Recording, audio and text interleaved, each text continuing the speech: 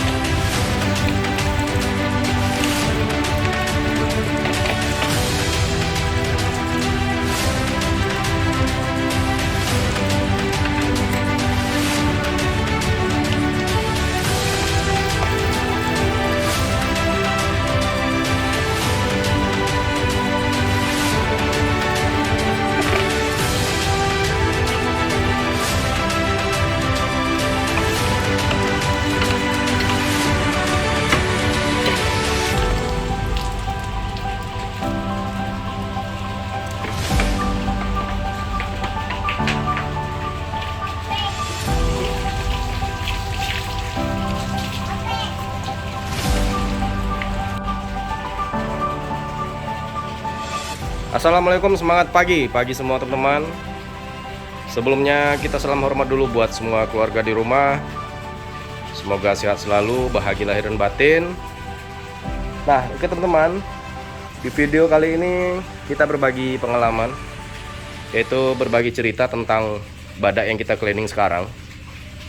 Dari awal kita tidak ada niat untuk bikinkan videonya, karena 1 bulan ini kita memang tidak bisa fokus bikin video perawatan atau cleaning badak di garasi Serabi. Kebetulan ada pekerjaan lain yang emergency, yang cukup mendesak. Nah, jadi sambil ngopi sore ini, setelah kita cek semua partnya, nah badak ini baru dibeli ownernya 2 bulan yang lalu, yaitu dari Pulau Seberang. Sesampai di Sumbar, kemudian mobilnya udah berapa kali masuk bengkel, keluar masuk.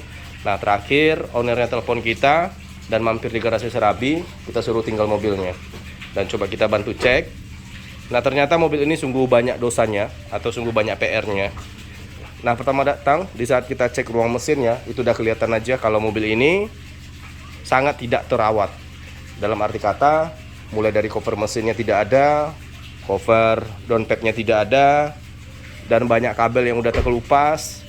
Dan juga seperti ini, tambahan terakhir dari kotak terpewer ya. Nah, jadi sengaja kami bikinkan sesuai dengan judulnya, yaitu cleaning badak penuh dosa, cara menjual dan membeli Captiva biar sama-sama dapat barokahnya. Yaitu kalau kita urut dari pertama, yaitu dari filter udaranya, boxnya yang di sini udah kita lepas. Nah, ini aman, sampai ke selangnya aman, gak ada kebocoran. Nah, lanjut ke turbonya. Nah, di turbonya kami temukan ada kebocoran, yaitu di packing atau o-ring turbonya yang bahannya kuningan. Nah, itu karena ada masalah di o-ringnya atau packingnya, maka terjadilah kebocoran di turbonya. Nah, untuk mengakali itu, ternyata owner yang lama sengaja bikinkan o-ringnya. Karena o-ringnya ada 2 ya, yang kecil dan yang besar, nanti kita ambil partnya. Tapi tetap tidak bisa, turbonya tetap mengalami kebocoran.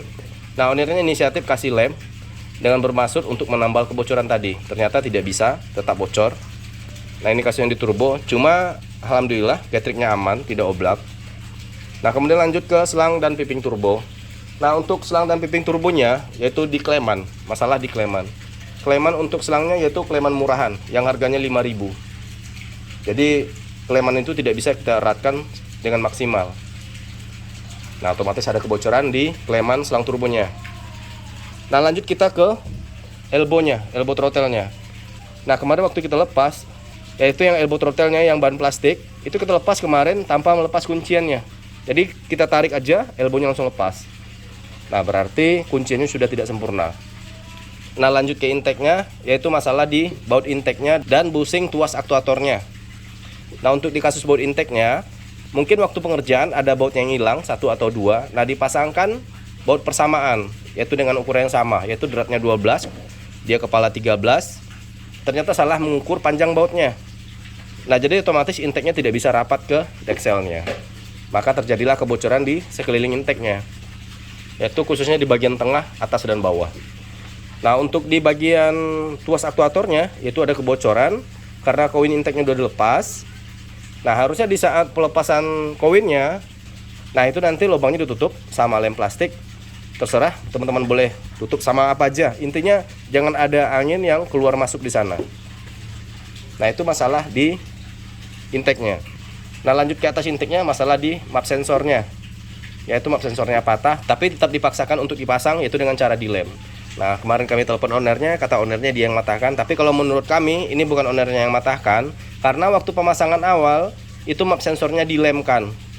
Nah, di saat ownernya melepas map sensornya dengan secara paksa, yaitu bagian ujung sensornya patah karena tertahan oleh lem tadi. Jadi di badai ini ada masalah di wiring, ada masalah di turbo, ada masalah di intake, ada masalah di injektor. Nah, untuk injektor kita cek kemarin, yaitu 2 injektornya kondisi 90%. Nah, 2 injektor lagi kondisinya sekitar 70%. Nah, ini kalau dipaksakan udah pasti knocking, mobilnya akan sedikit berasap dan tenaga akan berat. Nah, otomatis lampu servisnya akan nyala di saat kita injak gas dalam.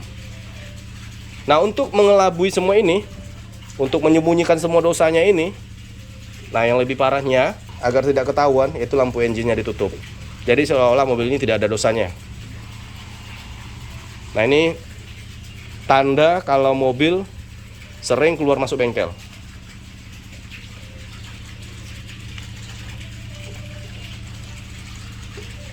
Nah, jadi sekarang coba kita rapikan. Kita tidak janjikan sama ownernya bisa kembali kondisi dengan 100%. Ya, intinya mobil ini kami harapkan nantinya ownernya tidak keluar masuk bengkel lagi, dan mobilnya bisa dijadikan kendaraan operasional harian dan kegiatan keluarga. Nah, jadi part yang masalah di mobil Xiaomi ini, yaitu mulai dari intake-nya, yaitu kebocorannya di sini dan di bagian baut intake-nya.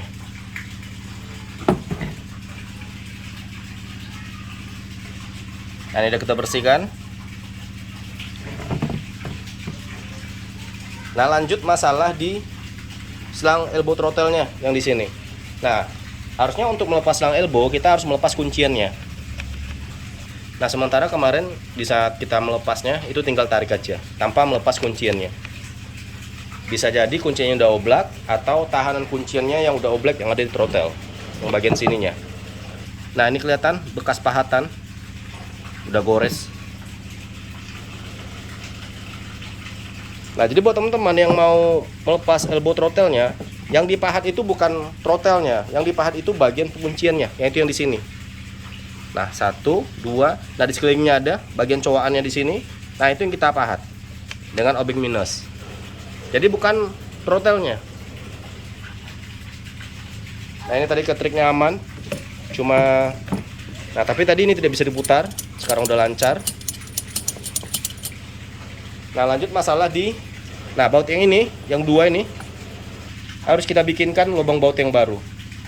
Karena ini udah lecet, dratnya udah lecet. Jadi nanti kita bikinkan lubang yang barunya, lubang bautnya, dan mudah-mudahan nanti bisa bekerja maksimal lagi. Karena lumayan ya teman-teman, harga copotannya lumayan. Kita nggak mau memberatkan ownernya.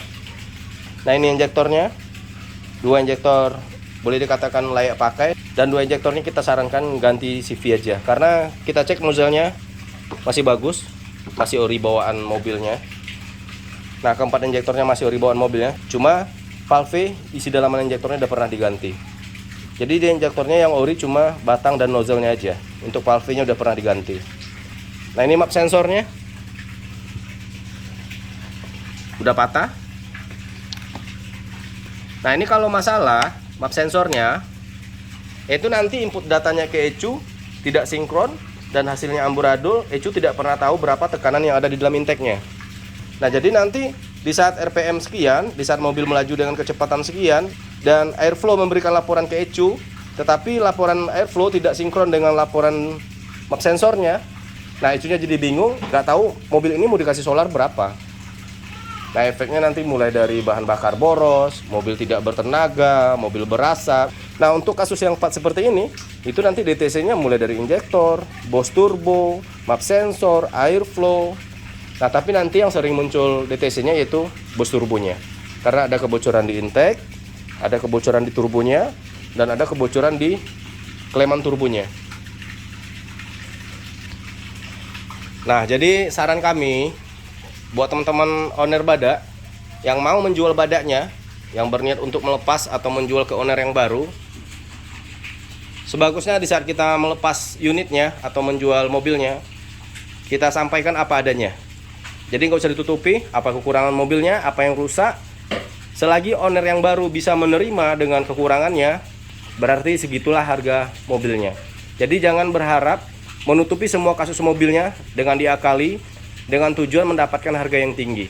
Karena sama saja kita memberikan PR atau dosa buat owner yang barunya.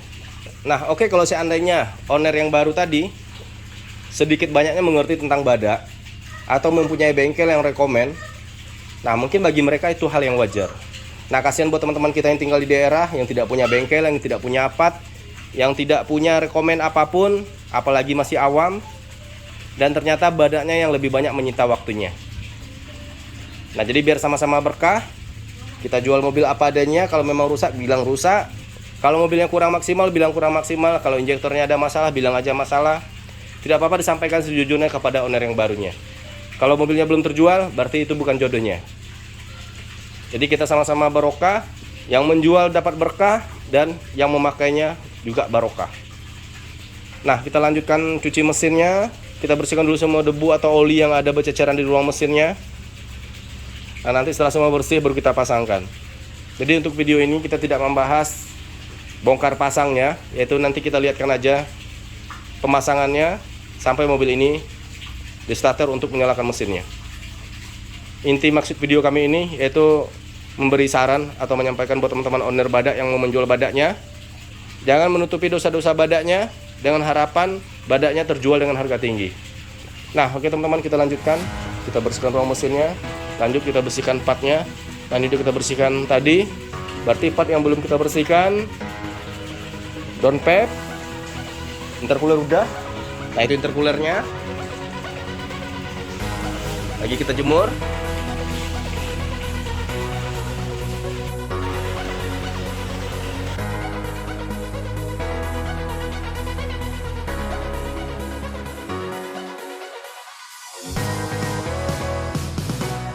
Nah oke teman-teman, selesai sudah pekerjaan kita. Yang mana kemarin kasus mobil ini cukup banyak sekali karena mobilnya tidak terawat.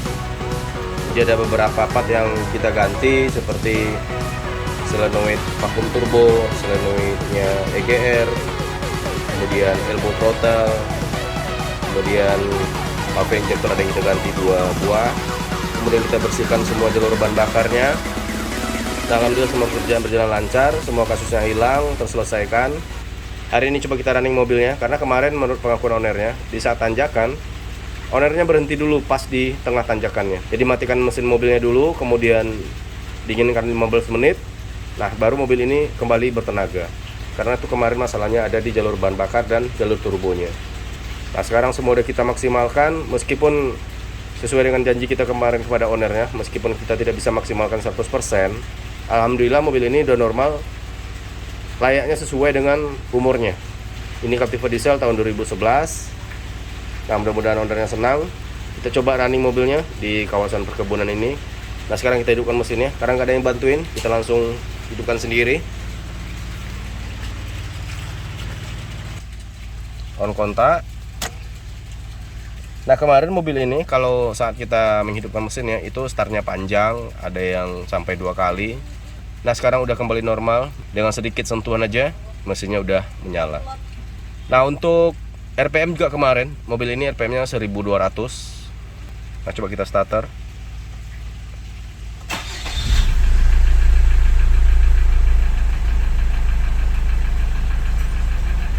Nah, oke, normal, tidak ada indikator yang menyala. Nah, jadi kita jangan tertipu, meskipun tidak ada indikator yang menyala, ini lampu engine-nya ditutup ya teman-teman. Jadi kemarin owner yang lama itu jual unitnya dengan cara mengelabui owner yang baru, yaitu dengan menutup lampu engine. Karena mungkin udah putus asa dengan kasus-kasus mobil ini, mungkin udah ngeluarin banyak biaya, udah ngeluarin banyak uang, tapi kasusnya tidak hilang. Nah, sekarang udah boleh kita lepas penutup lampu engine-nya. Untuk lebih pastinya coba kita cek DTC-nya. Bentar, kita pakai HP aja, menggunakan aplikasi yang gratis saja. Nah, oke teman-teman, coba kita cek DTC-nya. Oke, connect. Kita lihat dulu show.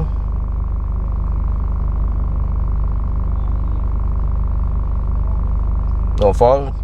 Udah nggak ada lagi kasus yang terbaca atau tidak ada lagi dosa-dosa yang terbaca. Nah, sekarang coba lihat, mungkin ada yang di pending.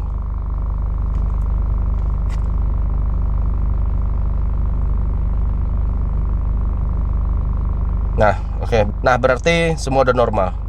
Cuma kami sarankan nanti buat ownernya ada beberapa part lagi yang harus diganti. Nah, oke teman-teman, kita running. Kalau semua udah normal, nanti kita telepon ownernya, diminta untuk menjemput mobilnya.